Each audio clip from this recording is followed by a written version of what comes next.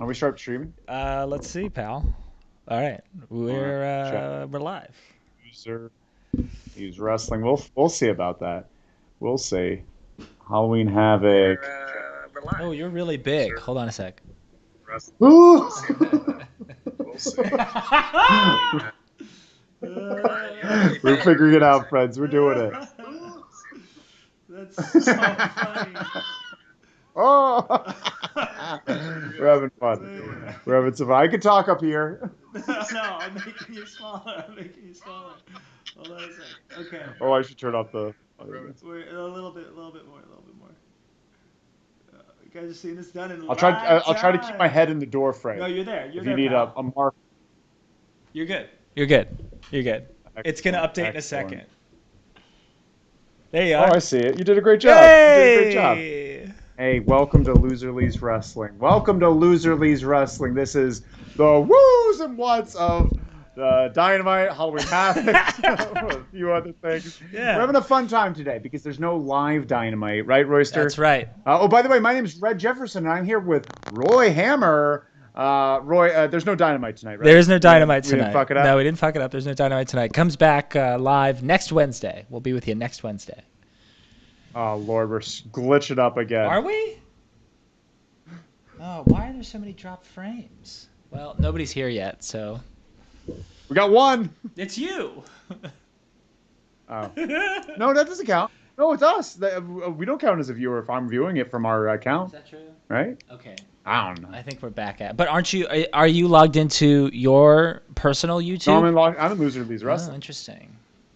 But welcome to Loser Lee's Wrestling. We're having fun here. We're figuring things out as we go. That's how we do. But we're talking about a lot of things today. Yes. A lot of things. But what did you want to say before we came on air? You wanted to say something. Yeah, this is a very silly story, and I'm going to try to pull up a picture of him because I doubt anyone is familiar with who he is as a wrestler, which is totally understandable because he was kind of a jobber. In honor of doing Halloween Havoc 1997, I went back and I read Dave Meltzer's review of Halloween Havoc 97 when it happened. And he is outraged in the review about the fan that climbs the cage and jumps in the ring because it's a plant fan. It's plant. It's not real. And he's outraged. Yeah, I don't know if it is or it isn't, honestly. Looking at it again, I'm like, I don't know. But he's outraged by it because he feels like it's encouraging fans to jump the guardrail and get involved. And he tells a story about how there's a wrestler named Roadblock who got his start in wrestling because he jumped the guardrail in the 80s and beat the shit out of one-man gang. Oh, man. And, I wanted to show you what Roadblock looks like. This sure. is Roadblock. Can everybody see that? I remember Roadblock. Yeah, he's huge. He beat up One Man Gang. He jumped the guardrail trying to get to Hogan when Hogan was fighting One Man Gang in the WWF, and One Man Gang was in front of him, so he beat the shit out of One Man Gang. He's One Man Gang. Shit, that's fucked up. Real One Man We got gang. some commentary. We got S. You're live, pals. Yeah, we're damn right we're live.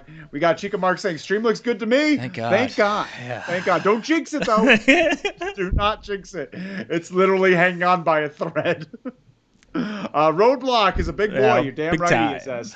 No, damn right he is. You want to talk about this week's Dynamite? Yeah, first, let's real talk quick? about AEW. Let's get some Dynamite stuff out of the way here because we have some things to talk about here. Because they released the bracket. That was the hot news from this weekend. We're going to talk about that. But just some major woos and whats. Want me to go through and see what your thoughts are? Absolutely. So a woo for me, Malachi versus Dante Martin. Yeah. Malachi Black versus Dante Martin. So what's going on here? So I love Malachi Black and Dante Martin. So Malachi Black needed to take a shit in the middle of a match or something? Like his stomach started hurting. I was legitimately concerned. I was like, this guy's doing a great job, or he's, maybe he's irritable bowel syndrome. Who knows? I don't know. But yeah, I thought he did a great job selling, and I love the future for Dante Martin and Leo Rush.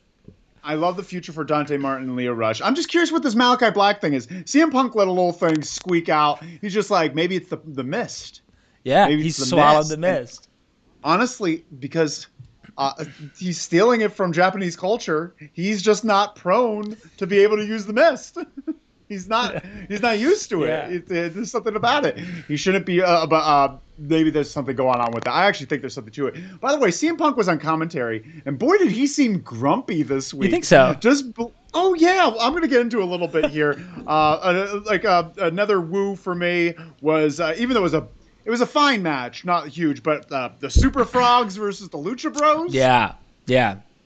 That was a fine match. It wasn't like anything crazy, right? Who was I talking? Was I talking to you about? No, I watched this show with not even friend of the show, the third compadre. I watched the show with Moet. Him and I sat down and watched the show together. Well, I don't know. You watched it together? Yeah, we watched it together. He happened to be in my neighborhood, so we got together and we watched the show together. Man, that's sweet. Yeah, it was great. It was really great. And I was telling him my favorite thing about that whole thing. What are you doing? You okay? Oh, nice. My favorite thing about that is that, hey, just because Andrade brings in FTR to fight the Lucha Brothers doesn't mean that they're always working together. I love a wrestling world where bad guys work with bad guys because they're bad guys. Yeah. I love that. And I also like the explanation later, but basically with Super Frogs versus Lucha Bros, CM Punk broke the news before he was supposed to. This is what I'm talking about when CM Punk's been in a bad mood. He's just like, oh, it's FTR. I like that. Tony's just like, the fuck are you doing? The fuck are you doing? Okay, well, we'll get into it. We're going to get into Tony not knowing when someone isn't real later on in the show when we're talking about Halloween Havoc. It's a running theme of tonight's show is Tony just being easily duped. Yes. Easily duped. But FTR won the championships, the AAA tag team titles, which look like a literal pieces of cardboard. I think they're fun. I think they're fun. Belts they look like two crowns on leather straps. We have some comments here. S writes, the nod from Black to Dante at the end was just chef's kiss. That was pretty good. Yeah. That was a really good way of kind of elevating Dante without taking away from. He took a loss and was fine. Also, Joe writes, hi Joe. He should have called Tajiri for points on the mist. God, I loved him. Tajiri won the championship. Yeah. He won the junior heavyweight. It's like is it the middleweight? I think it's the middleweight. They call it the middleweight. He's back, Joe. Yeah, he's back. I love Punk ruining the FTR surprise. Not all commentators should act like morons. Is that what your take is, Royce? Well, yeah, because if you're paying attention, again, at AEW, gives you credit if you're paying attention. And if you looked at their boots, you knew that those were FTR's boots. They wear the same boots every week. I guess I'm more upset with the whole angle. I don't like this. I don't like this whole conquistadors, Super Frogs thing. Sure. I feel like it's been overdone. Yeah. And it's very obvious when it's done. I feel like there's more fun ways of having this type of match happen than doing Super Frog. Well, I will say, I just remembered this. I want to give credit to Tully, because Tully ran out wearing a green polo shirt that matched the Super Frogs gear. Tully, great job, Tully. Great job. Some more things here. Some little. Here's a big woo. Serena Deeb backstage. Love her. Love that they're continuing the feud with Sheeta. We also had whatever. I thought of you in that Serena Deeb segment. I thought of you because we've talked about it on this show before, how when the women are gonna have these heated backstage exchanges, physical exchanges, for the first time ever, there's no agent to tell them hey, you can't hit the way you hit in the ring because the camera's gonna be 5 feet away from you. Got to lay it in a little bit more. Sheeta laid it in. She hit deep. Yeah, it was great. It was really, really good. They can do no wrong. But just to show the opposite side of it, with Britt Baker and a Jay later on, when they had their brawl, literally not selling anything for him, and it was very it's a big juxtaposition. We got SA. Just a note that you fellas need to bring the heat tonight. I have the Sig other watching. Significant other. The Sig. Oh, the significant other watching. She might join the LLW fam. Well, welcome on, S and company. Hey, I don't significant know your other. I just want to point out that our technical difficulties are part of our charm. Just want to throw that out there. Yeah. That's kind of the fun of it.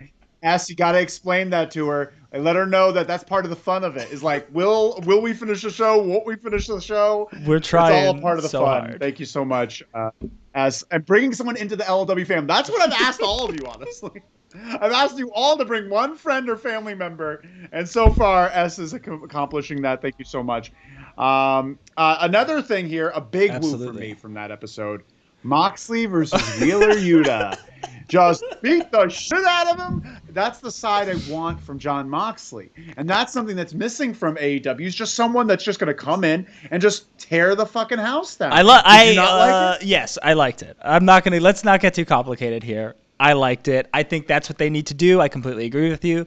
If Tony Khan's scribble on his little notebook on the sideline of his little sports game is true, then they're leading to Moxley versus Bryan in the finals of that tournament. So you've got to turn Moxley into a monster now. He's got to be a badass again. He's no longer angry that he has a baby. He now needs to be angry that he's, Moxley.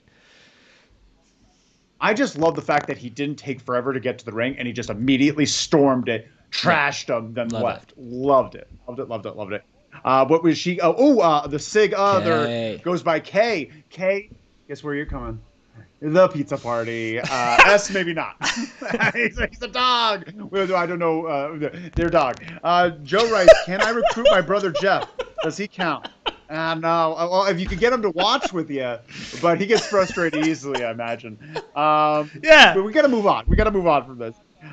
We got another woo is Miro. Yeah. Fucking Miro. He is forsaken. Miro has been forsaken by God, and he says, "You made a body of granite by the neck of sand. What kind of unbelievable joke is that?" Oh my God! If you won't let me redeem for you, I will be your enemy. He's going against God. I love it to death. I'd love to hear what all you think of that, because that's very interesting to me. S writes, huge woo. Thank you, S. CM Punk saying, great head of hair on Serena Deeb during her promo. Hell of a callback. I don't understand that. What does that mean? Remember when CM Punk was part of the straight edge? She shaved the head. Yeah. Really good. Really good. That's very good. That's a great callback. Great find, S. Also, I just want to add to that Miro comment.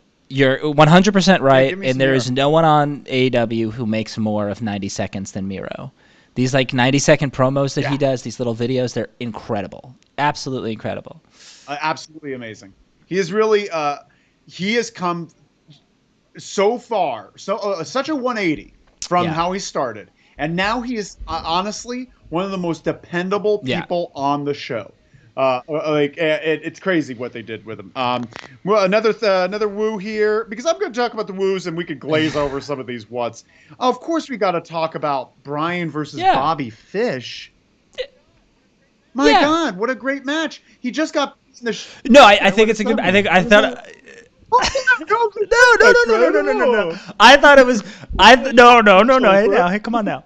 I thought it was a great match, but it's also you can't top him versus Suzuki.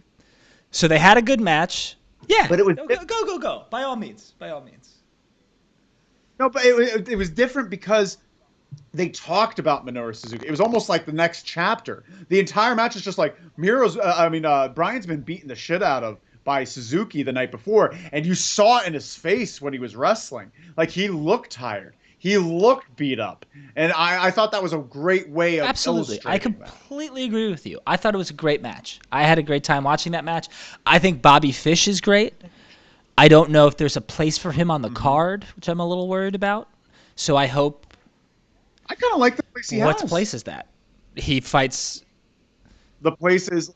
He puts on great. He's got the Cesaro complex. He loses, but he puts on long matches with established people. Good. I think that's a fine place for this 43-year-old or however old. Yeah. I think that's a good spot. And also the double heel, the heel hook at the end. They did the double leg lock, and then he snaps into this heel. It was legit. I think that's something that we should really hopefully get used to with Daniel Bryan, is that his finishes can come out of anywhere, which I love about Daniel Bryan, because he could hurt you in any way. That's Absolutely. American Dragon to me. Yeah. That's what I love. Joe, we got some here's. Joe writes, Miro rules. Why isn't he top of the honestly, Hangman's first feud Absolutely. with Miro. Yeah. Right? Yeah. Actually, I don't even know if that will be Hangman's first feud. I think that's the guy who takes the title from Hangman. What do you mean? Oh, really?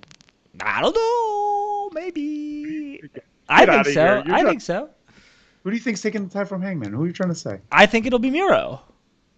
Oh, you think Miro's going to take the title? Yeah, at some point down the line. And O'Brien's going to be taking it from Miro. Yeah, that's going to be a hell of a match right there. Those two. Whoo, look out. I'm very excited for that. And then we also have here, Joe writes, sad that WWE couldn't use him correctly. Guess that's the case with everyone. Well, not everyone. Like the Roman Reigns, they treat him real good. Edge, they seem to love. Yeah, I think it's not that they don't use them correctly. It's that guys like Bobby Fish, they just don't let Bobby Fish wrestle the way Bobby Fish wants to wrestle. So it's like, he's limited. Yeah. And that's also what makes Bryan such a special wrestler and a special talent, is that even though he was limited, he was able to change his style and also be excellent in both places. Yeah. No, 100%. Yeah. 100%. Another woo for me on here before we get to the bracket, which we're going to talk about, is Hangman Page. Come on. I was waiting for it. Cowboy shit. What a great promo. He is a really great promo. Yeah. Very understated. You wouldn't expect it from him from the beginning of the promo. Every single time he starts speaking, I'm like, wow, this guy's an idiot. And then he keeps going and going, and you're like, this guy, because he's not an idiot. He just sounds like he doesn't know what he's doing. He sounds like a kid. Okay. He sounds honestly like a kid. And so when he starts talking, you realize, oh, he's onto something. Every time he surprises me. Every time he's on the mic, he surprises me in a great way. Yeah, he's the best unscripted promo in wrestling. And what I mean by that is, like what you said, even if all of the promos in AEW aren't scripted, Hangman never sounds prepared or scripted. No. And he always finds his way, and it draws me in even more because I relate so much more to him because he does that. He's just the greatest. He's the greatest. And cowboy shit, let's rally behind cowboy shit and all of that. But that promo is so emotional. It's so relatable. It's about doubting yourself, believing in yourself, going on a personal journey to find the best version of yourself, understanding that you have to believe in yourself regardless of how many friends you have. There's just so much there. It's so good. Give the guy the title and let him fucking ride a horse to the ring. Hunter Horse Hemsley. R.I.P. Oh my God, I can't wait. R.I.P. Did you see that thing I sent you with Jim Ross calling Triple H a son of a bitch? That son of a bitch. There's this thing online. I'll send it to everyone. Everyone on this that's watching right now. It's just JR saying Triple H is a son of a bitch over and over again. We got some comments here. Tony writes, Tony's in the house. Tony, boom! Big Tony. Good to see you here, Tony. Joe writes, yes, don't make Miro the first challenger. He needs to win. That's actually a good point. I don't think he needs. Well, who knows? We'll see how this goes. But I agree not making the first one. I agree with that. Punk takes the title from Hangman after Punk turns heel. Yeah, I would like that. There's a lot of things I would like about that, but there's too many options. Honestly, it's hard to even pick, right? I'm gonna make a really bold prediction here. You make your bold. Okay, I'm ready for it. CM Punk and Bryan Danielson will never win the AEW title. Wow. Why do you think that? I think that title will forever be meant for the future. And if either of one of them ever do win the title, it will be kind of like a shorter reign that's going to be built to put over someone else, like an MJF. Sure. But you say only used to build up the future. Who was the first champion? Yeah, exactly, though. But exactly. That's the thing. When you start your company, you need your most established, biggest veteran star to be your champion to help build other people. So you go from Jericho to Moxley, and now you take someone like Kenny, who's known globally, but not known that well in America. He's taken a year and a half to build himself up in a North American audience's eyes. Now he's your champion. Now everybody's sick of him, and you've spent 2 years building up your true future, who's Hangman, and now Hangman will pass it to MJF or Miro or like any of these other people. I cannot imagine a world where both Punk and Bryan aren't champion in the next 2 years. Both of them in the next 2 years. I can't imagine a world. Hey. I can't imagine a world. But I appreciate your that's interesting. Let's put it in a shoebox, bury it, and dig it up in a year and see if I'm right. Yeah, all of you are going to be responsible for keeping track of this. You too, Kay. You're a part of the family now. Yeah. You're at the pizza party. Is there a bigger baby face than Hangman? He's right up there with Bryan.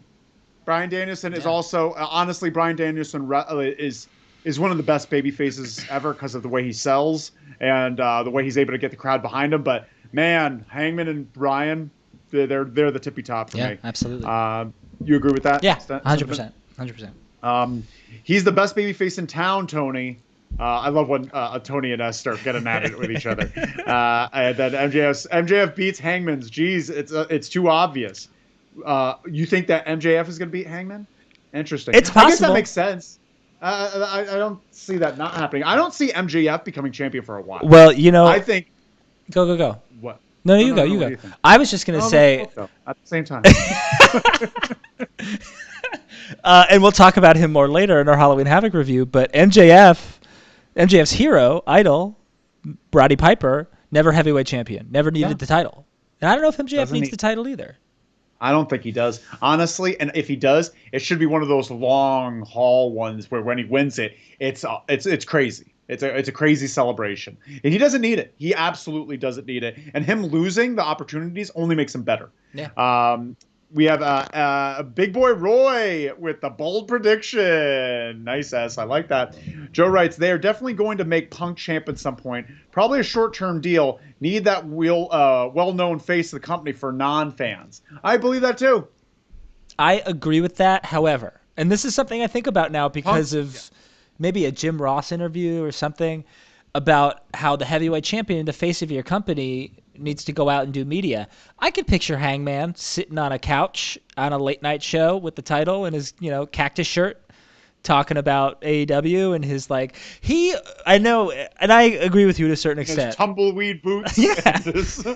I never dislike anything that he does on Being the Elite. I hate a lot of things on Being the Elite, but he's never done anything that I don't like because he does everything earnestly and he does it smartly and he does it himself. He's an editor. He's a film guy.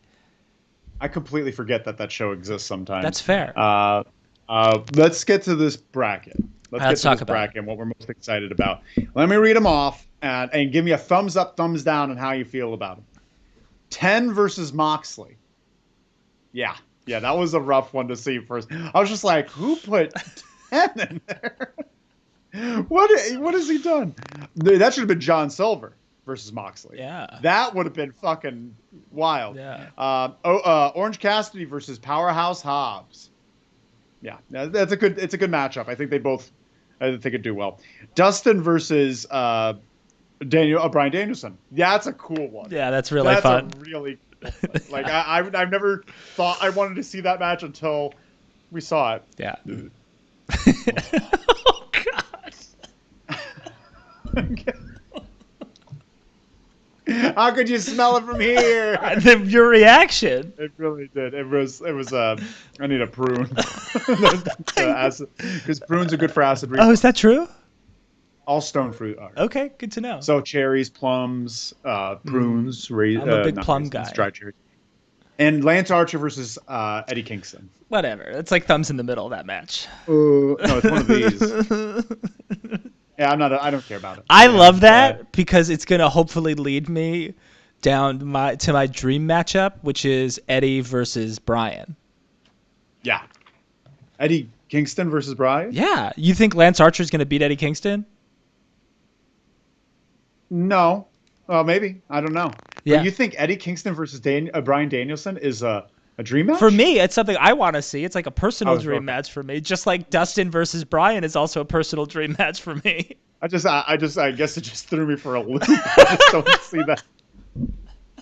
It's going to be good. Crazy. Well, maybe. And Joe writes, book it now. Book the Lance Archer, the Eddie Kingston versus Bryan Danielson match now. That's what he's referring to. Yeah, we're all waiting to see that match. Eddie Kingston waddle around out there. Hey, come on. Give me a break. He's great. With Eddie Kingston's waddling. It's more of like a it's more like a bow leg goose step. It's a deliberate bow leg goose step. He walks around like he's a bushwhacker.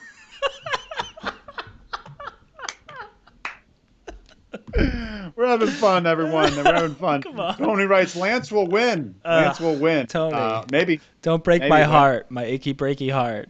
Don't ruin this dream match of dream matches. It should be at the Tokyo Dome. Chica Mark says, I want to see that match now. Honestly, I'd like to see that match just because Eddie wrestles a very specific way, and Brian will make him wrestle a different way. No, they're going to beat the shit out of each other. Yeah, stop hating, Red. Thank you, okay. S. All right, S. All right, S. I'm not going to say anything because, whatever. You're hanging out with your sig other. Okay. But you're trying to fight. You're trying to fight. All right. Let's so I think that's the end of Dynamite for me. I think so. That's the end of Dynamite. But we're not over with the show. Right now, we're going to do this is a Loser Leaves Wrestling exclusive where we're going to do the woo-woo-woos and what's of I shouldn't even say. You're going to start this off. You're going to lead this one. Yeah.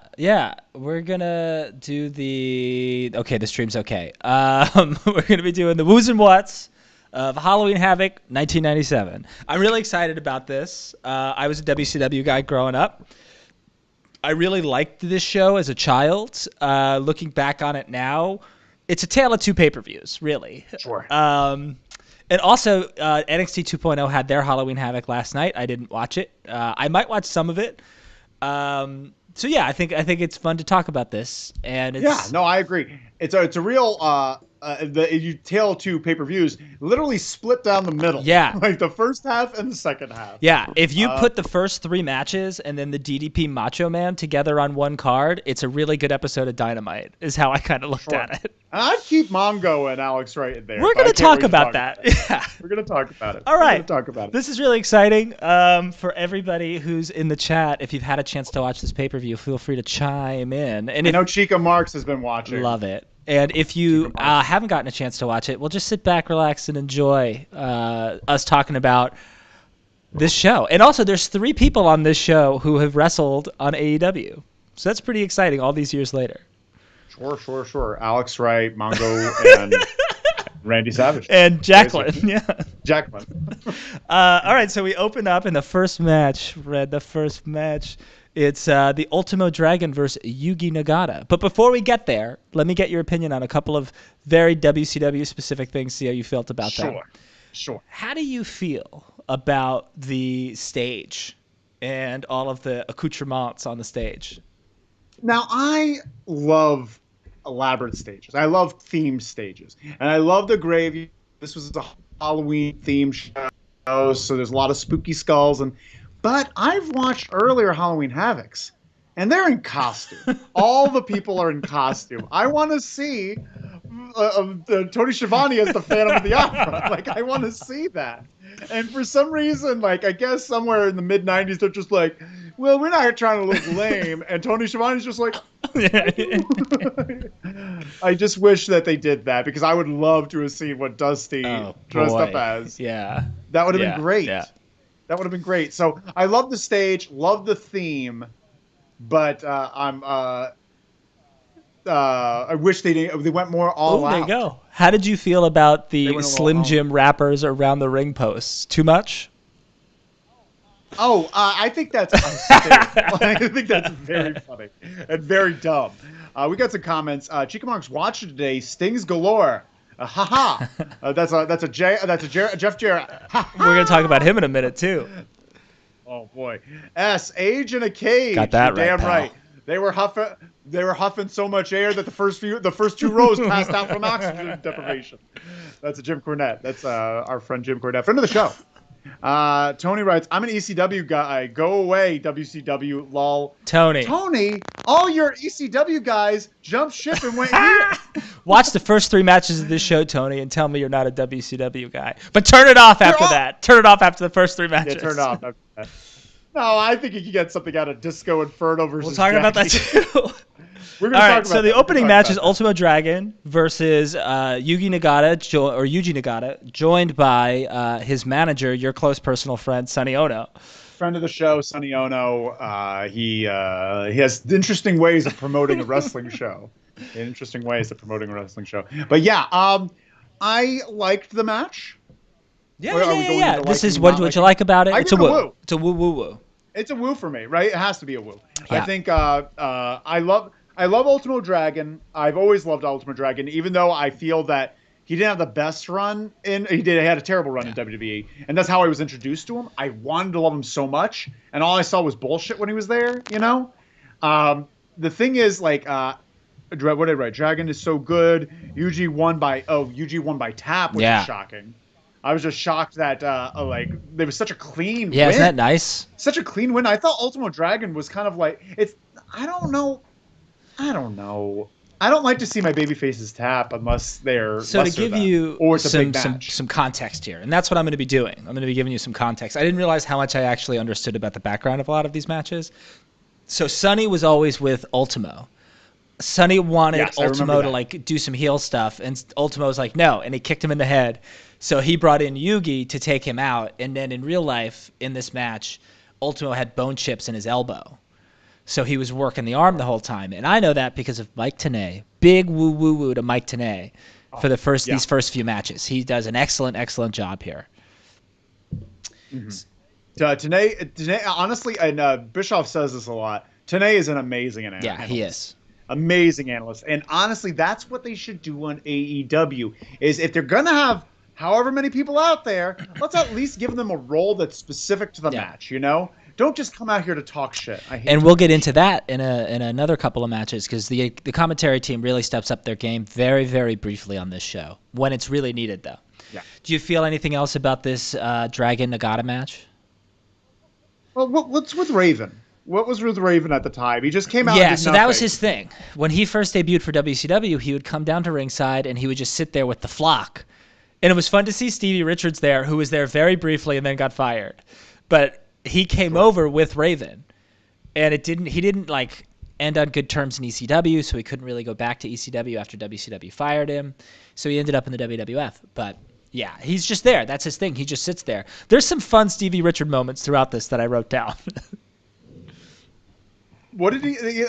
I saw them do. Like I felt there was a disconnect there. I felt like they did. It almost felt like they're like, oh yeah, go out and do a thing, and they're just like, okay, and they just it's supposed to be like an uncool commentary on like grunge culture in the 90s. Like he's like a grunge kid who doesn't care. Like he doesn't like his whole thing for the first few months he was there was that he wouldn't wrestle, and then when he started wrestling, he'd only wrestle under his rules, which are like ECW rules. So that's where Raven's rules were born because of that. But yeah, he's just sitting there the whole show. He's there. It's interesting. Yeah. I mean, it's a good seat. And then Tony has some line that's really lame towards the end of the show where he's like, I know why people hang out with Raven. He's always sitting in the front row. He's got great seats. Tony had some interest. Like young Tony is a lot of fun. He's got so much energy. And honestly, he has energy, but also there's a sadness in his call. Yeah, by this point, I think he's already starting to be checked out. Like, even though WCW's doing well, he's already kind of checked out, which is very funny. Yeah, he's done. Tony writes, Raven was better in TNA, sadly. Lol.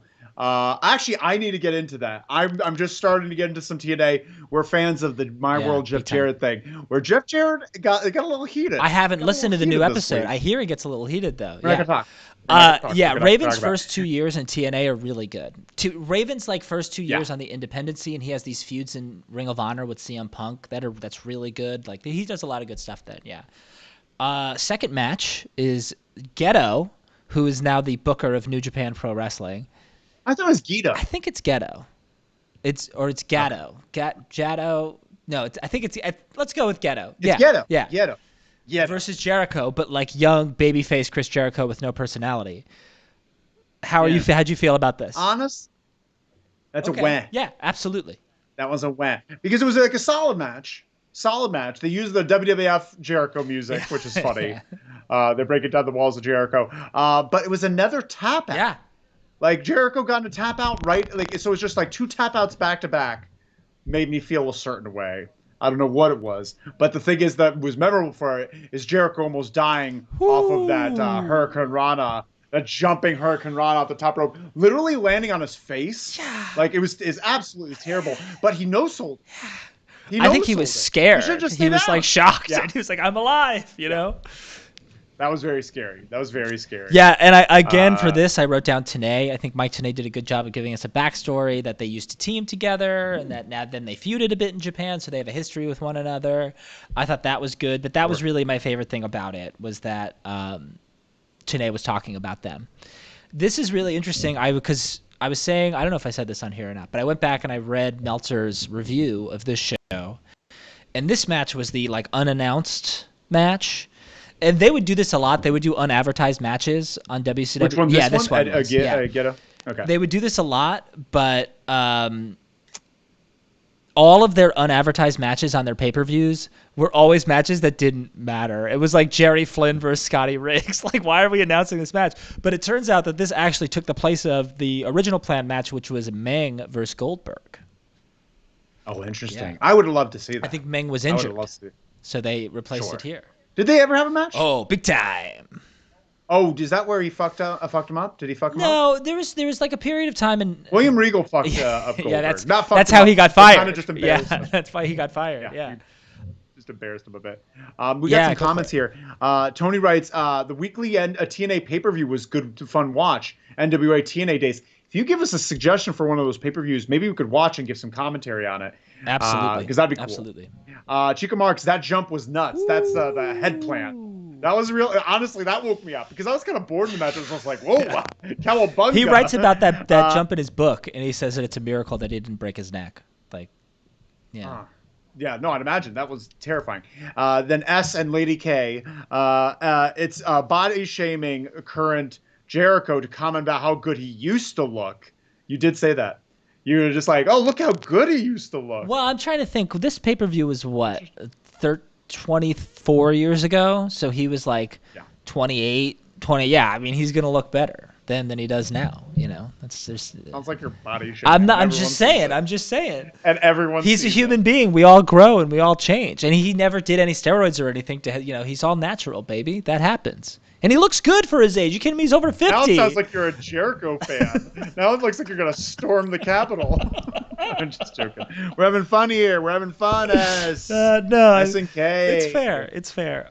S&K. That's a cool nickname. Like, I wonder if they we're S&K. That's good. I'm sure they probably go by their full names in like social, in like job situations, corporate situations. Maybe not. Who knows? Is it not cool to that's maybe no? I think that's good. I think S&K works. I'm not saying there's anything wrong with that. Whoa, B&H Photography. All right. Then we have a Mongo promo with Deborah. How did you feel about this Deborah and Mongo promo? Oh, sure. So who was she being interviewed by? Mean Gene. She was being Mean Gene, and she was just she's not a great promo. No, she's not really. And Mongo's not a great promo either. And it just they both are very dumb, it seems, and they both it was entertaining though. It was entertaining to be like you're a beauty queen, and they both seem to get confused so much so that I can't even remember any of the words they said. Yeah, I can't remember a lot of it either. It was dumb. It was real dumb. Yeah. And then we have what is widely considered to be the greatest match in WCW history. Rey Mysterio Jr. versus Eddie Guerrero in an absolute barn burner. Give me your thoughts here, your overall thoughts. Beautiful match. Eddie is so crisp. Yeah. And so good, and nobody sells like Rey Mysterio. Rey Mysterio has a mask on his face. Yeah.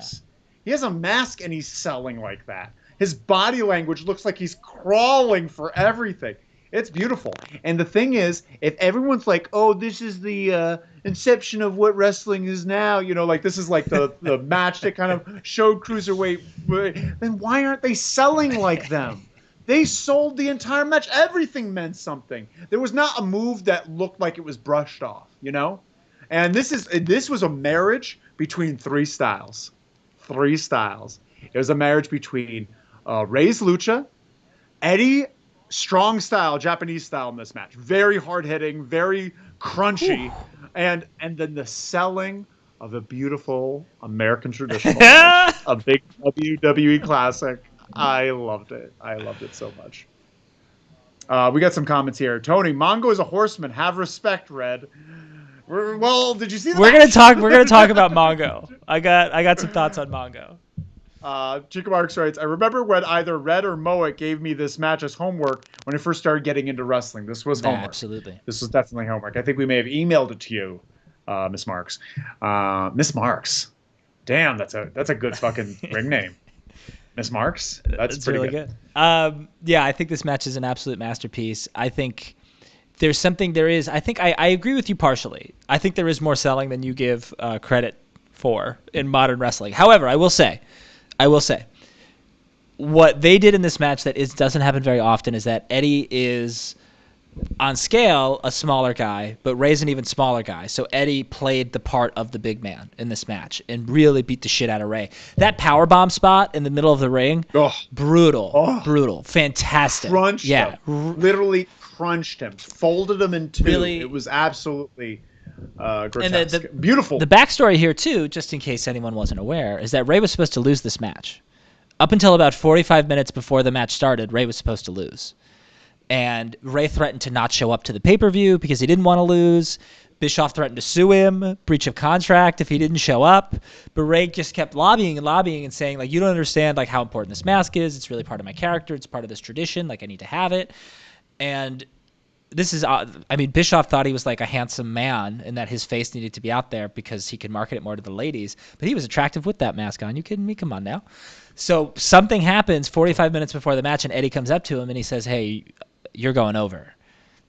And I think if Rey loses here and takes his mask off, we're not talking about this match in the same regard today. It's still a great match, but that finish, that spot, and of course, a month later, at the next pay-per-view, World War III, Eddie beats Rey for the title again, but just for the title. He does not take his mask off. Not until 99. And he tore at the mask throughout the match. Really beautiful match. Well done. Real done. Chica Marks, right? Miss Marks, the wrestler, is very into the Marks Brothers. That's a good that's gimmick. A really good gimmick. That feels like a very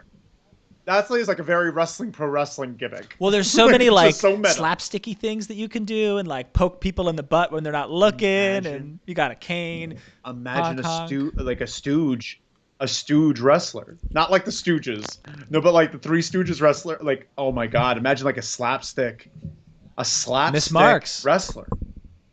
Miss Marks, get in there. There's a market for it. That's actually a really brilliant idea. That's a pro wrestling gimmick right there. Tony, you love them Lucha Bros, Red. But listen, I have no problem with Lucha Libre. Tony, you're trying to amp me up, and we've got a guest here tonight. We have Kay here tonight.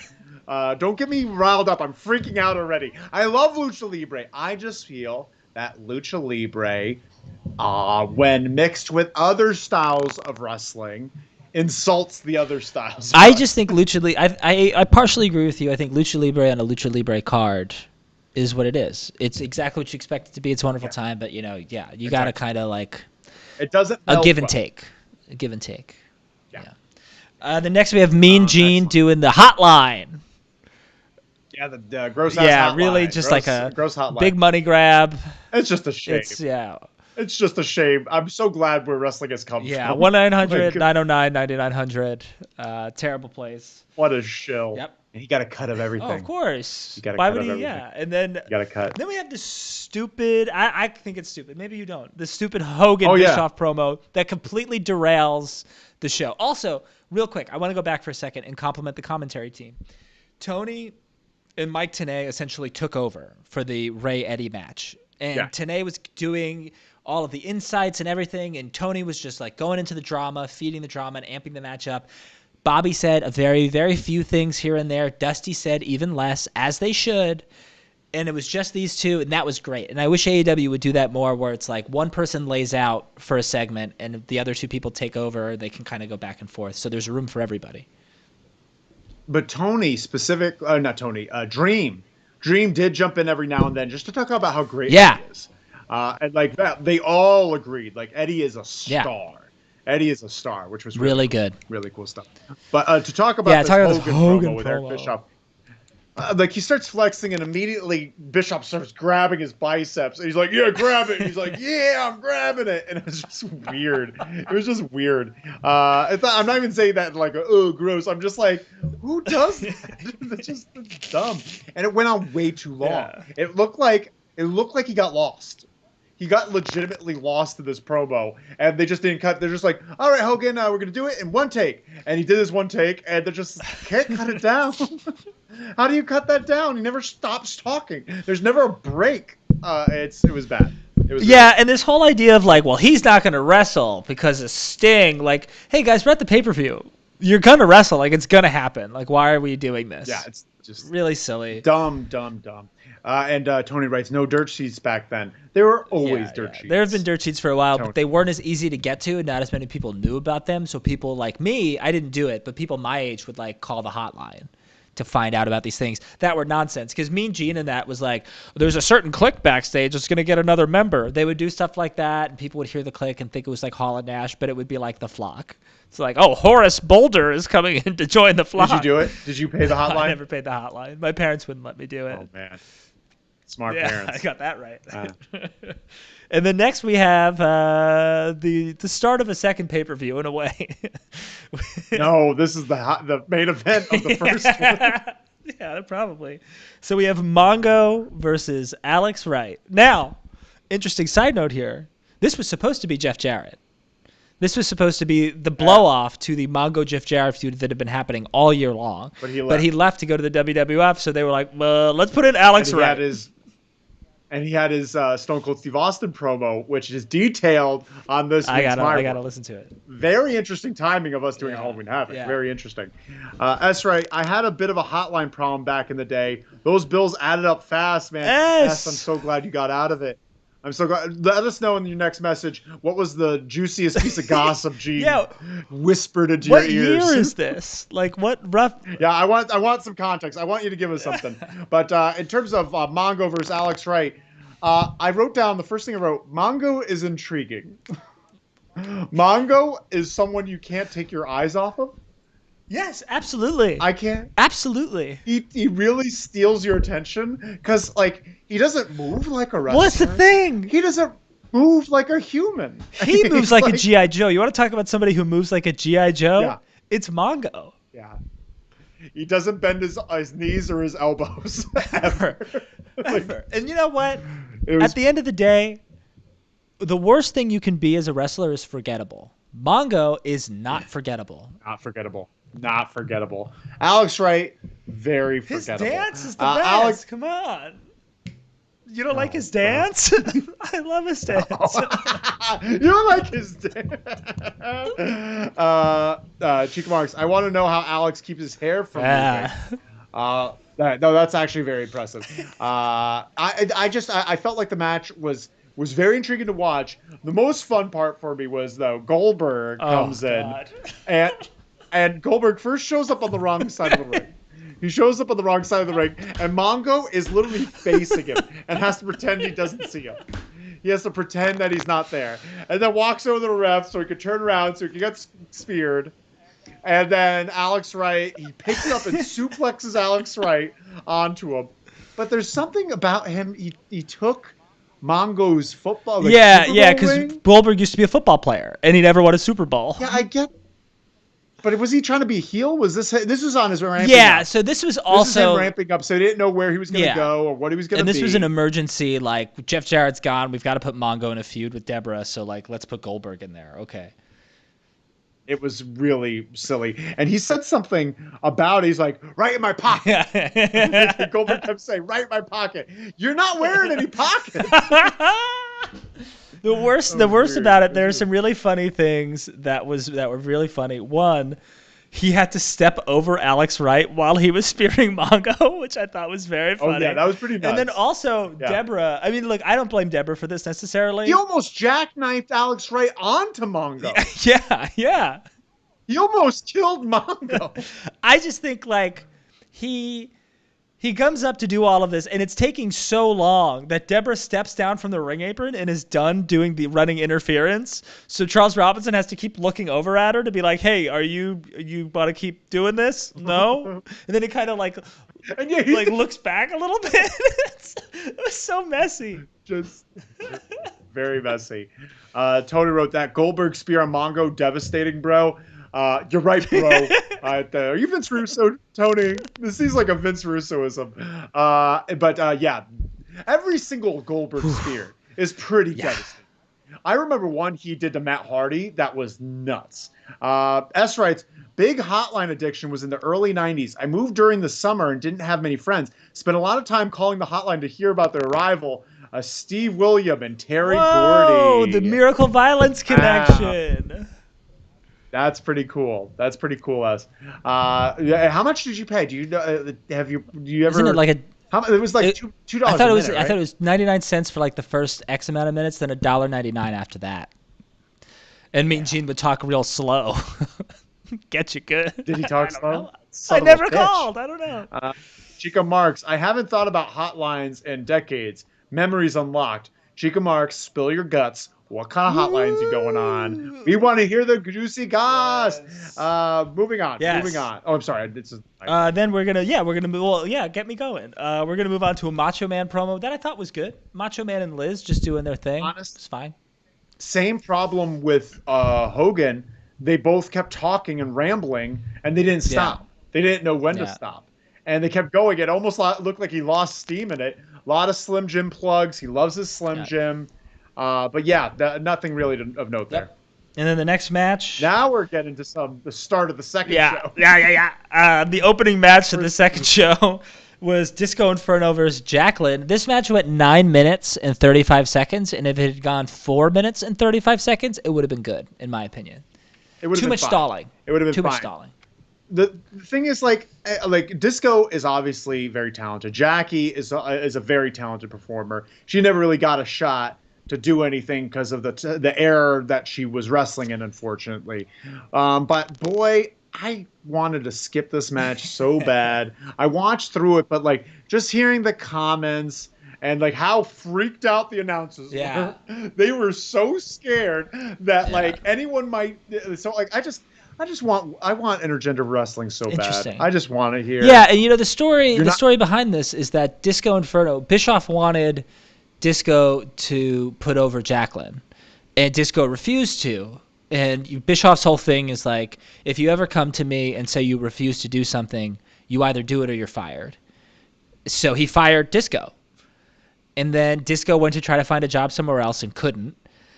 And someone convinced Bischoff to hire Disco back, but Bischoff said, I'll hire you back, but you have to put over Jacqueline. So that's what this is. And I feel fine about intergender wrestling. I think it's a good idea. I think it's upsetting because at this time period, they had Medusa, and they were trying to kind of do a women's division. Why wasn't Jackie fighting Medusa? Why weren't they doing something more with the women's division? That's the only thing that's because they had Medusa. Yeah, and they also had Bull Nakano, the top wrestler. They had other Japanese women that they were bringing in. They had access to all these Japanese women and Medusa, and they had someone like Jackie. There should have been more women's wrestling, but this is fine. I think Jackie did a couple of good spots, and there's just too much like Disco running around. I could have done 2 minutes less of Disco running around. That's all. I will say though, his song slaps. That is a dope song. That Disco song and that I was into it. I was really into it. Chica Marks writes, I called music ones for bands. Man, I'm old. So you called some music. I understand. I get it. You want to find the juicy gossip on the new. Who'd you listen to? Duran Duran, or what's another band? What is another band? Why am I only thinking Duran Duran? Pick any band. The Smiths. The Smiths. Oh, that's That's actually a really good one. But then she wrote, Chica Marks writes, I was excited for the intergender match, but wondered if they would actually ever do anything. Yeah, it was a lot of that. It was honestly a 3-minute match that they stretched into what, you said 9 minutes? Yeah, it's about 9 minutes. Yeah, terrible. S writes, you ever listen to Disco's podcast? He has the worst wrestling philosophy. His pad is like the anti-LLW, so bad. Oh, thank you so much, S. Yeah, because one other thing is he's an old piece of shit with dated opinions. He's also and dated. I'm sorry. Keep going. I'm sorry. jaded and bitter. Yeah, he's also like anti-vax and like, all those other things, which we don't have to talk about now. Yeah. Go have an interview with Brian Cage and Pete Wentz, or whatever his name is. The best thing he ever did, he said something stupid to Cody on Twitter, and Cody roasted his nuts so hard, and it's like the best thing Cody's ever said. It's really good. I hope I can find it. I hope someone on here has seen it. He just tears really it apart. Really quick, we have to talk about Cody and Arn Anderson's thing. I forgot to talk to you about it. Yeah, that's right. That's right. Yeah. Quick aside here. Really important. Quick aside for all you AEW fans out there. Cody Rhodes and Arn are driving in a car. They drive to a warehouse and they bang on the door. And Dustin lifts That's Dustin's training school in Austin, Texas. Justin, was it? That's interesting. School. He lifts up the door and out. There's who's that? Red Velvet and Arn and Anderson, Lee Johnson, Brock Anderson, Lee Johnson, and they're all just talking shit about Cody. You stuck up little baby. You're a baby, and she gets slapped by Red Velvet. She calls him a piece of shit and slaps him in the face. Piece of shit. They get in the ring and they're all just picking at his leg and slap him. And Arn Anderson's just like, got to take these distractions or whatever. Like, people are going to come at you. People are going to come at you. Honestly, this is perfect. I love this. This is perfect because of the reason he's trying to make himself a babyface again. He's trying to make himself be lovable and because he's coming up from the ashes, and he's going to show up to face Malachi Black and get booed out of the building again. It's just going to happen. Tony writes, Glock Anderson needs to get Nick Gage to beat the snot out of Cody. No. No, thank you. Please, God, don't. Please, God, don't do that to me. I would hate that. I would absolutely hate that. Nick Gage doesn't belong on my TV. Oh, Jesus. All right. I'm sweating now. And speaking of someone who doesn't belong on our TV, the next match is Ric Flair versus Curt Hennig. Did you see that thing I posted on Loser Leaves Wrestling? Hey, you should all check out Loser Leaves Wrestling on Instagram. There's some fun content there. I just posted of Ric Flair with that filter that makes his face real small, but his lips and eyes real big. He looks like the honeycomb monster. He does. He sure does. Y'all know. And just to Tony writes, no respect for the light tube. Shame, Red. No, I don't. Just to give some quick context to this match, something that I want to point out here is that WCW obviously made many, many bad decisions which led to their demise. But really the start of their bad decisions actually happened the month prior to this show. There was a War Games match between the Four Horsemen, including the fourth new member of the Horsemen, Curt Hennig, to replace Arn Anderson, against the NWO B team of Konnan, Buff Bagwell, Sean Waltman, and Kevin Nash. Now, in this match, Curt Hennig turns on the Horsemen, beats the shit out of everybody, and they slam Ric Flair's head in a cage. Really brutal, really violent. The thing to mention about this, which I found out later as I got older, is it really killed the town. This was in Winston-Salem, North Carolina, literally the heart of quote-unquote Flair country. They never sold out another show in North Carolina again after this. For the rest of the time, this was their safe haven. No matter what, they could always go to North Carolina. You put Ric Flair on the card, it's going to sell out. It never happened again because of this match and this night. So here we are a month later for Ric Flair's revenge. Do you feel like he got revenge, Red? How did you feel about this match? To be honest, I forgot about all this because I know the storyline of all that happened, but I kind of forgot about it. Started off hot, but honestly, I just stopped caring. I just stopped caring halfway through because I think I might have enjoyed this more in a different context. But honestly, I've just seen so many of this type of Ric Flair match. I don't like babyface Ric Flair. Never have liked a babyface Ric Flair match. Only one I could think of liking is Old Man Rick. Right. Old Man Rick as a babyface is fun because you root for the old guy. But other than that, this was just kind of what. Yeah. I put it wet. I agree. I think this is the second match in a row where they did the walkaway spot, the see you later spot, I call it, where the bad guy wrestler is like, I'm done here, and starts to walk up the ramp, and then the babyface chases after him. They did that twice in a row. They do it another time on this show, too. I think they actually do it two more times on this show. Yeah, the thing that I thought was really funny, the camera didn't really pick up on this, but I thought it was really good. Classic Kurt Hennig is Flair goes to the outside to pull Hennig's legs up to the ring post, and Hennig's fighting against it, and he grabs the referee and trips the referee and pulls the referee down as Ric Flair's pulling him. I like that. A little fun Easter egg here, too, is that, and that's funny, I think Chico Marx just brought it up. I think a little Easter egg here is that he's the U.S. champion, but he brings the cruiserweight title with him. So he's got the cruiserweight title with him the whole match. That's so silly. What a WCW thing to do. That's really dumb. S writes, I know that Ric Flair is a bad human being, but man, did WCW do Flair dirty during that time period. Yeah, they did. They did. They just really didn't.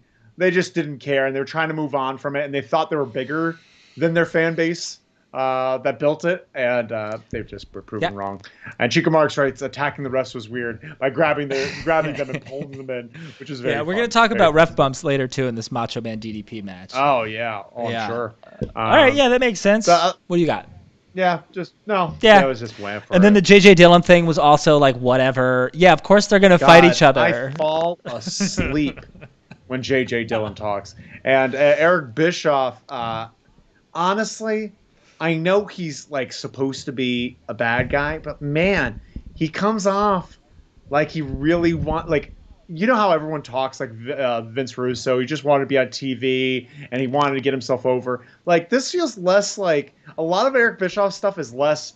Oh, like I'm a bad guy here. It's just like, but honestly, he like look how cool I am. Yeah, absolutely. That was the NWO. That was the problem with the NWO is that no one was ever like I'm a bad guy. It was like I'm a bad guy, but I'm pretty cool. Problem. Yeah, just dumb. I just don't. He's really honestly. I hate this era of Bischoff. Bischoff really became great to me when he was on Raw. Yeah, sure, of course. Yeah, when he was no longer in control of his creative and he was just a character. He's a good personality. He's a good personality when he's not in charge of his personality. Yep, agreed. And then we have Lex Luger versus Scott Hall. This is also a big snore for me too. How did you feel about it? I have never liked Lex Luger. Sure. Lex Luger has never had a good match in my eyes. His match against Ric Flair, I did not like it. I think he's got a lot of fire. But he's very boring. And Scott Hall is smart but lazy, and that's what this match was. It was a lazy and boring match. The best part about it was Larry Zbyszko. Like him as a ref is very captivating. He's like checking in. He's like, get away from him. Come on. He's throwing his arms around. He's lifting the arm. Like, oh my God. And then when he got involved and kicked Eric Bischoff in the stomach, loved it. My brother and I used to walk around our house as a child. We would give each other forearms and we would sell like Lex Luger. So he'd give me a forearm, and I'd just go, ah! That's all. He just yells. Ah! Brutal. That's very funny. That's very funny. And also, Larry Zbyszko got 6 in a front face lock, and I loved it. Taught to him by Judo Gene LaBelle. Yeah. They said that on commentary. Yeah, they did. Yeah, they did. What were you going to say? I was going to say I hate Larry Zbyszko, but I like him in this match, in this segment. Yeah. Yeah, I like Larry Zbyszko. I gotta do. He's just like he's like a dad. No, he's not even like a dad. He's just like an adult that will give you cigarettes. He's the one that's just like, just have a drink and get the fuck out of here. He's great. I really love that. Chica Marx writes, but they wore black tees. Who's the NWO? That's why they're so cool, because they wore black tees. Oh, they do. Yeah, they're very dumb. Tony, I was never a big Luger fan. No one's a big Luger fan. That's the issue with Luger. Can I just say, Luger had one good match? No, absolutely not. Although Lex Luger is responsible for me fracturing my ankle when I was 8 years old. Because I watched WCW Thunder, Bret Hart put Lex Luger in the sharpshooter, and he passed out from the pain and didn't tap out. So then my brother later on that week put me in an ankle lock, the Ken Shamrock ankle lock, and I wouldn't tap out. And then pop! Fractured my ankle. Lex Luger didn't cause Well, yeah, my brother did, technically. But Lex Luger taught me never to give up. I should have just tapped out. My ankle would have been fine. I could just imagine you're in an ankle lock and you're like, no, pop.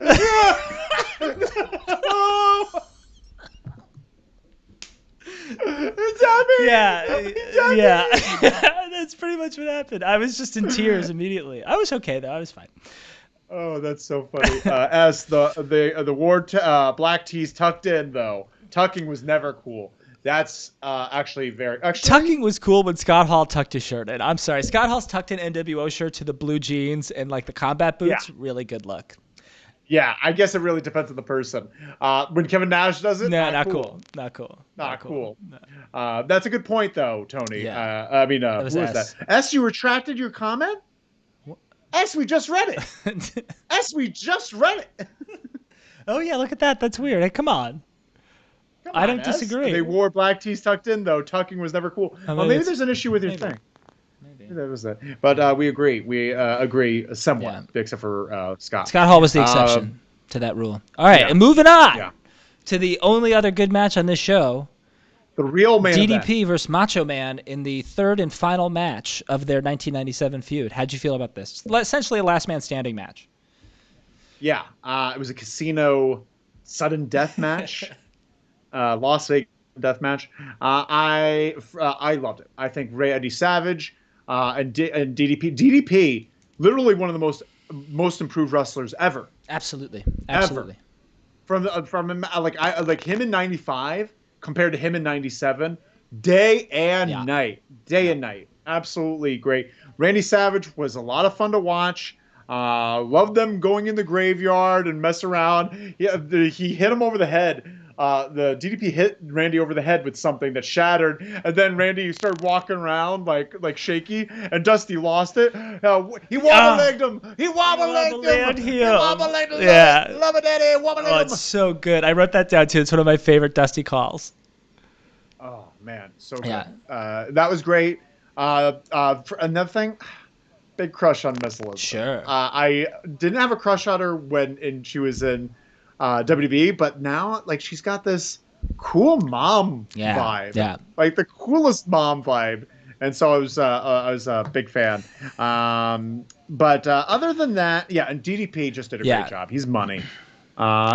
It feels so the camera shot was very interesting. When they grabbed the camera and they hit him in the head with it, that was most certainly a fake old-timey camera. Absolutely. That was like an old-timey, like it was not it's not a production camera. It was the most cartoonishly structured camera. And it looked fake. Yeah. And it was very funny to see it immediately shatter. Yeah. It was very fun.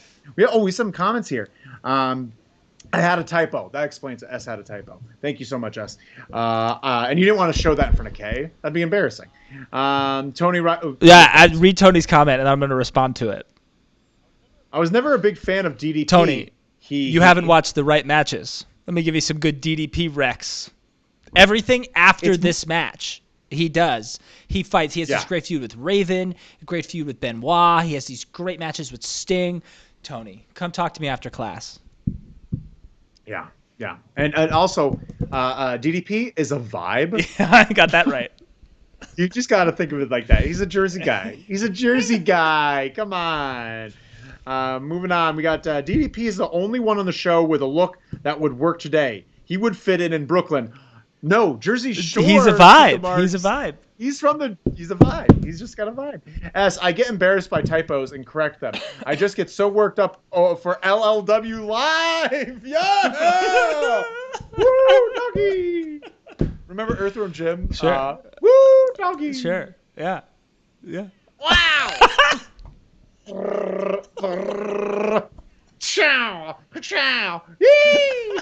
Woo, doggy! Is this the show or is this the game? I haven't seen the show in a while, but I played that game just a few weeks ago. A lot of fun. Chica Marks, I liked the match. Even when they were hitting each other with foam tombstones, they made it fun. That was one of my favorite parts of the match. Yeah. Also, there was this weird spot. I don't get the cutter spot. There was a part where DDP went for a cutter, and he grabbed the ropes, and Randy grabbed the ropes. And then DDP sold it like he just got hit with something. Well, so he went to go... You fall down like that every time you do the move. Yeah, sure. Well, even Macho, though. So what was cool about that spot is that it felt like Paige was going down with such force, such ferocity, that even though Macho was holding the ropes, Macho had to go down with him too because he was going down so hard. But Macho, because he held onto the ropes, survived it. I just don't get it. It's like someone selling a leg drop more if someone's not underneath them. Like it's the same impact on your spine. Yeah. They said it was $100,000 camera. Really funny. They usually are. Tony, 2001 changed my view of wrestling when I got corrupted by the original CZW shows. Yeah, I get that. You and your necro butcher bullshit. Zandig! When I was in 8th grade, me and the international Nick Saber of IWF fame, and he's a ref now, and he's climbing the ranks pretty fast. He wrote my yearbook. He's just like, see you in CZW, because we both planned on training at CZW because it was local to. I'm so glad you didn't do that. Yeah, I would have been a wild. I'd be dead. Yeah. S Macho and DDP had great chemistry. Absolutely. You're damn right. Absolutely. S. Tell They Tony. did a very similar match at Great American Bash 1997, but instead of tombstones, they had a barbecue set up, and Dusty Rhodes says he hit him at the barbecue pit. He talked a lot about the barbecue pit, which is really fun. Really fun also. And the match ended with a really cool low blow sequence. Yeah, that was really good. Everything up until the interference was good. The interference is a bummer. And then they're like, oh, that's Hogan. That wasn't Hogan. Get out of here. We could see by his boots. Well, you didn't show the boots on TV, so how do I know? But I will say this. I feel like Randy Savage specifically had this type of match in this type of way to show up. 100%. 100%. This is 100%. Like, I am older than both. Is he? I think Randy Savage is. I mean, he was over 45 at this point, and we'll get to just how insane that is with this next match. But if you want to look that up, there's a couple of things that I really liked about this match. The intensity from start to finish was really good. Everything meant something. There was this little moment where they're fighting through the crowd, and there's a girl in the crowd who has to be like 12, maybe 13, and he screams, "Get out of my way!" at her and scares her. Macho, great job being a bad guy, buddy. He's good. He is older. He's older. That's unbelievable. Yeah, he's 1 year older than Hogan and 3 years older than Roddy. That's absolutely insane because he moves and he does this so well, and then he does that. We'll get into it. We'll get into it. That's really something else. S writes, how did you go from wanting to train in CZW as a kid to becoming a woke version of Jim Cornette? Big flip, Red. Is there a story behind this change? Yeah, I grew up. Why didn't you want to train at the Monster Factory? It was close. CZW was closer. Oh, yeah. Geographically closer. And then we found IWF, Independent Wrestling Federation, where I was trained by the likes of Kevin Knight and Biggie Biggs. And occasionally Nunzio was there. Occasionally Dr. Tom Pritchard was there. Every now and then I heard JBL went there, but I was not around at that time. But I did say hi to Tom Pritchard, and I waved at Nunzio. And then... So eat shit. I also trained with Darren Young. Fred Sampson. Yeah. Well, what's his name now? Fred something. It's Fred. But yeah, it's Fred something. Yeah. But I trained with him. I got in the ring with him, and we chain wrestled. And he thought I was okay. And then later on, what'd you do? What was your follow-up a few years later? Then 10 years later. 10 years later. 9 years later, I trained with Johnny Rods in Brooklyn, New York, at Gleason's gym. And I had a sore throat one time, and he's just like, gargle iodine. Put iodine in a glass of water. Gargle it, don't swallow. Spit it out. Do it 3 times. And he demonstrated. Spit it out. Don't swallow it. It's poison. I love that. Tony, but no glorious Zandig. Hey, if you want to go run into Zandig, you just go to any Trump rally. He'll be there, bud. Don't worry about that. And then, speaking of horrible, we have our main event of the evening. Hollywood Hogan versus Rowdy Piper in what looked to be a Punjabi prison match. Yeah, it was definitely a chicken wire cage. It was I was surprised it held their weight. Honestly, was surprised it was held their weight. It was an interesting style cage match, but boy, was that. How do you want to talk about this? How do you want? Yeah, it's really kind of tough to summarize because so much happens, but yet nothing happens at all. It took absolutely forever for anything to happen. Yep. Besides, I will say, highlight of that match right in the beginning, Hogan's trying to climb the cage, and Piper just straight up bites his butt. Like, just bites him right in the butt. Chica Mark sent me a clip of that, of just his butt being bit. Chica Marks, I hope you don't mind. I'm going to send that to our Instagram to let our viewers know that there's butt biting in old WCW. But yeah, just terrible. They started literally, like, whenever I saw it, this is the first time watching this. Jim Cornette said you had that promo talking about it and on Raw. Did you ever see that promo? No, I know what you're talking about. I'm sure I've seen it. One of the Jim Cornette rants. He's just like they had a main event with 2 geriatrics. They were huffing so much air. The first 3 euros passed out due to oxygen deprivation. I can't do it. Well, sure. Who can? Who can? Who can? Bless his soul. Bless his wretched soul. But yeah, it was just like they were tired. They kept climbing the cage and then climbing back down. They literally both walked out of the cage. Yeah. Yep. They both walked out of the cage. First thing, the match starts off with no ref. Yep. So I was like, oh, this is escape only. No, but they just had a ref come later. Terrible. There was no sense to this match. It made no sense. It was a poorly constructed match with 2 old guys that just shouldn't have been in there that long. Yep. I can't imagine they scheduled that match for that long. We have some comments here. You can yay, share it. Hogan was like a cat who can't decide if he wants to be inside or pursue outside. Or outside, yes. No, 100%. It was honestly, it was just stupid. It made no sense. Yeah, absolutely. And then, Hogan like takes over, hits Piper with 2 leg drops, 2 of his finishing moves, suddenly calls a referee in. Piper kicks out of that. The audience doesn't react, just dead silent. The audience is dead. Silent. The audience is absolutely dead. They were into it at the start of the match. They were moderately into it. They were really honestly putting Randy Savage versus DDP right before this hurt this match. Big time by comparison. And so but man, they kicked out of the 2. Audience doesn't care. But what saves the match for everyone? Macho Man climbing the cage and jumping off the cage. This cage had to have been 20 feet high. Like, it's the tallest cage in the history of wrestling. And this guy just leaps. 46 years old. Just jumps after wrestling a no-holds-barred match for 18 minutes right before this. This is Hogan completely. He's trying to reach it, but just slams his legs into the ground. Because even in the DDP match, when he does the outside double axe handle, when he's on the top rope, does that, I'm just nervous for his knees. I'm like, that's a weird way to land. Like, I'd rather someone catch you. This is just, he crumbled underneath his own weight. It was pretty ghastly. Yeah. It was pretty absolutely ghastly. Crazy. Absolutely crazy. And then, to cap it all off, Piper beats him. Piper beats Hogan. Yeah. Piper had fought Hogan 3 times in the last year. Piper had beaten him at least 2 of the 3 times. The title never changes hands. They don't talk about it.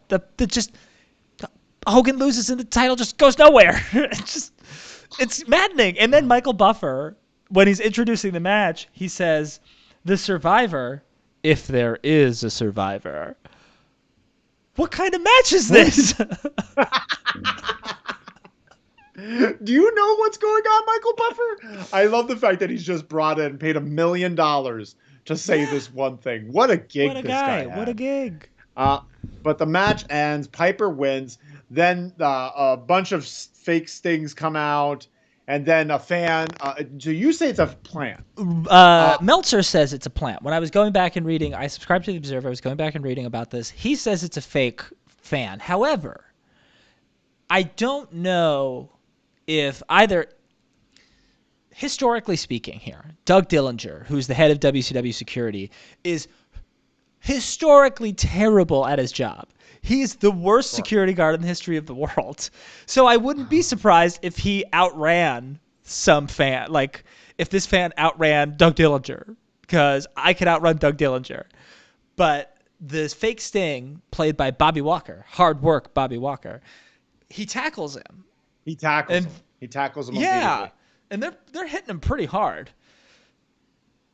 Yeah, and it seems like a weird time to just have a fake fan come in. What, to show people not to do it? Yeah, that's the thing that's weird. It's like, he's painted as Sting, so like maybe he's out to avenge Sting or something, but like, I don't know. It's weird. I don't know. And Hogan got, something like, people were just getting shots in on this guy. Looked like he was getting roughed up. Like Macho Man wasn't let in. Yeah, Macho Man. Macho Man was historically, there are clips of like fans jumping in the ring near Macho Man. Boy, does that guy beat the shit out of him. Macho Man is so amped up, and he only releases the rage when a fan enters the ring. It's terrifying. It's honestly terrifying. We got some comments here. Randy's jump was nuts. You're damn right, Chica Marks. Tony says he's lucky he did not snap something. Well, he did snap something. But it was Slim Jim, not his leg. He slapped into a Slim Jim.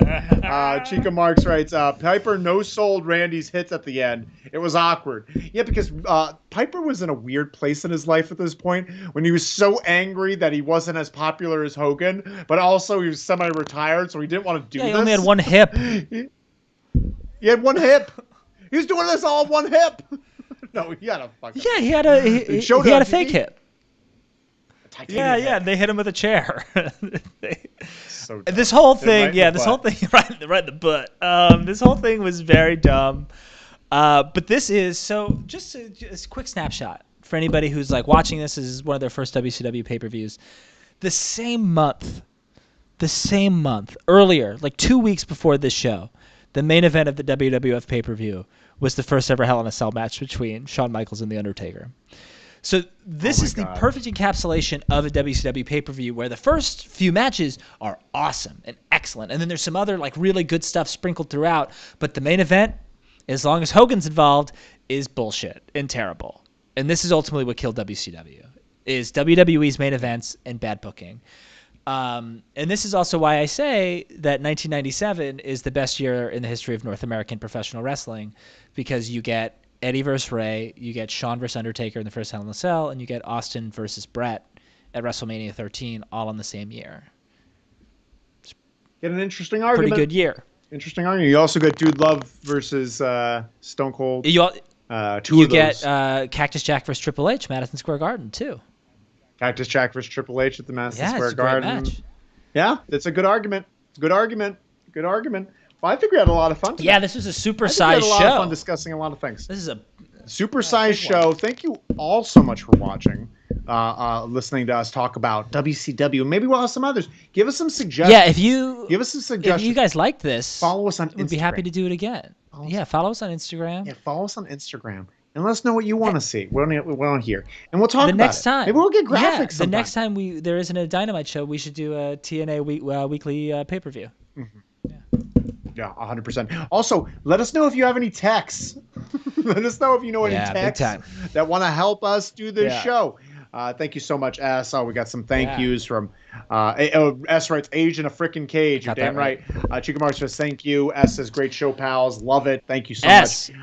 Do you have any other thoughts before we sign off? I hope Kay enjoyed it. I hope Kay comes back and watches. I hope Kay enjoyed it. Tell Kay to come back. We really need her support. And even if you guys are in the same house, watch from different computers. Two computers. We want that. What? There's two. You're just gonna share? What is this? A pay-per-view boom? What is it called? Boom show? I don't know. But thank you all so much. This is it's like a boom broadcast with a whole bunch of people joining on a pay-per-view. That's why it costs more at restaurants. But either way, thank you all so much for watching. This is Loser Leaves Wrestling. Follow us on Instagram. And we're gonna put this. See you all at the pizza party. See you there, Chica See you at the Marks. pizza party. Make it. Bless all of you. And have a great night. My name's Red Jefferson. I'm here with Roy Hammer. Bye. Woo woo woo. Woo woo woo. What?